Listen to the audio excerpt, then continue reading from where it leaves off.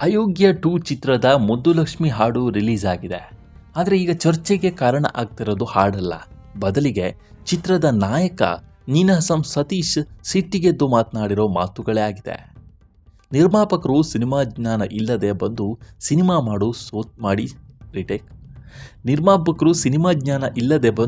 Cinema ಮಾಡಿ ಸೋತಿದೆ, ಅಷ್ಟು ಹೋಯ್ತು ಇಷ್ಟು ಹೋಯ್ತು ಅಂತ ಹೇಳಿದರೆ ಹೇಗೆ? ಸಿನಿಮಾ ಸ್ಟಡಿ ಮಾಡಿ, ಸಿನಿಮಾ ಬಗ್ಗೆ ತಿಳ್ಕೊಂಡು ಬನ್ನಿ ಅಂತ ಹೇಳಿದರು. ಆದರೆ ಈ ಮಾತುಗಳು ಮರುದಿನ ತನ್ನ ಎಫೆಕ್ಟ್ ತೋರಿಸಿದವು. ನಮಗೆ ನೋವಾಗಿದೆ ಅಂತ ಕೆಲವು ನಿರ್ಮಾಪಕರು ಹೇಳಿದ್ದಾರೆ.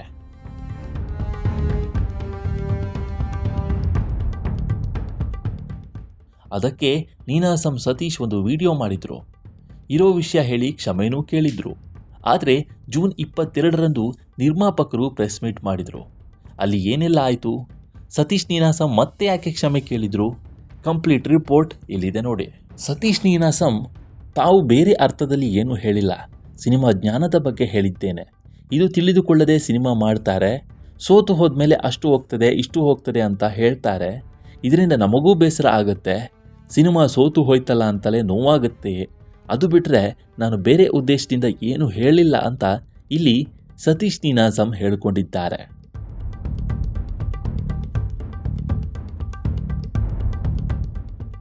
ಮುಂದುವರೆದು, ನನ್ನ ಮಾತುಗಳಿಂದ ನಿರ್ಮಾಪಕರಿಗೆ ಬೇಸರ ಆಗಿದರೆ ನಾನು ಕ್ಷಮೆ ಕೇಳ್ತೇನೆ ಅಂತ ನಿರ್ಮಾಪಕರ ಪ್ರೆಸ್ ಮೀಟಲ್ಲಿ ಸತೀಶ್ ನೀನಾಸಂ ಮತ್ತೆ ಕ್ಷಮೆ ಕೇಳಿದ್ದಾರೆ. ಇದನ್ನು ಕೇಳಿದ ಮೇಲೆ ತಮಗೆ ಅನಿಸಿರುವುದನ್ನು ಹೇಳಿದ್ದಾರೆ. ಈ ಒಂದು ವಿವಾದಕ್ಕಾಗಿಯೇ ನಾನು ಇಲ್ಲಿಗೆ ಬಂದಿರೋದು, ನಿಜಕ್ಕೂ ಬೇಸರ ಆಗಿದೆ. ಆದರೆ ನಾವು ಇದನ್ನು ಇಲ್ಲಿಗೆ ಬಿಟ್ಟುಬಿಡೋಣ ಅಂತಲೂ ಹೇಳಿದ್ದಾರೆ. ಇನ್ನು ಮುಂದೆ ನಾವು ಇದೆಲ್ಲ ಬಿಟ್ಟುಬಿಡೋಣ, ಒಟ್ಟಾಗಿಯೇ ಹೋಗೋಣ, ಸಬ್ಸಿಡಿ ಮತ್ತು ರಾಜ್ಯ ಪ್ರಶಸ್ತಿ ಬಗ್ಗೆ ಗಮನ ಹರಿಸೋಣ ಅಂತಲೂ ಸತೀಶ್ ಹೇಳಿಕೊಂಡಿದ್ದಾರೆ.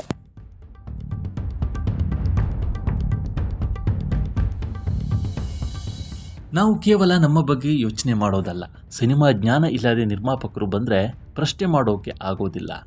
ಹಾಗೆ ಸಿನಿಮಾ ಮಾಡಿ ಸೋತ್ರೆ ನಮಗೂ ಬೇಸರ ಆಗುತ್ತೆ ಅಂತಲೂ ಸತೀಶ್ ಹೇಳಿದ್ದಾರೆ.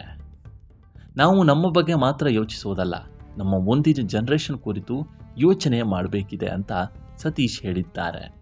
ನಿರ್ಮಾಪಕರ ಸಂಘದಲ್ಲಿ ನಡೆದ ಪ್ರೆಸ್ ಮೀಟಲ್ಲಿಯೇ ಸತೀಶ್ ನೀನಾಸಂ ಕ್ಷಮೆ ಕೇಳಿದ್ದಾರೆ.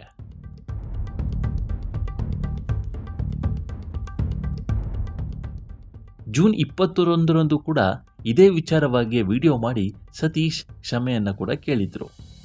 ಅಯೋಗ್ಯ 2 ಚಿತ್ರದ ಸಾಂಗ್ ರಿಲೀಸ್ ಇವೆಂಟ್ ಶನಿವಾರ ನಡೆದಿತ್ತು. ಮುದ್ದುಲಕ್ಷ್ಮಿ ಹಾಡು ಈ ಒಂದು ಇವೆಂಟಲ್ಲಿಯೇ ರಿಲೀಸ್ ಆಗಿತ್ತು.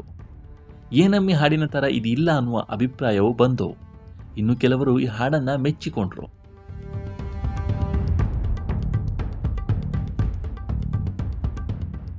ಆದರೆ ಈಗ ಪ್ರಶ್ನೆ ಆಗ್ತಾ ಇರೋದು, ವೇದಿಕೆಯಲ್ಲಿ ಬಾಯಿಗೆ ಬಂದಂತೆ ಸಿಟ್ಟಿನಲ್ಲಿ ಮಾತನಾಡಿದ್ದ ಸತೀಶ್ ತಮ್ಮ ರೋಷಾವೇಶವನ್ನು ತೋರಿಸಿದರು.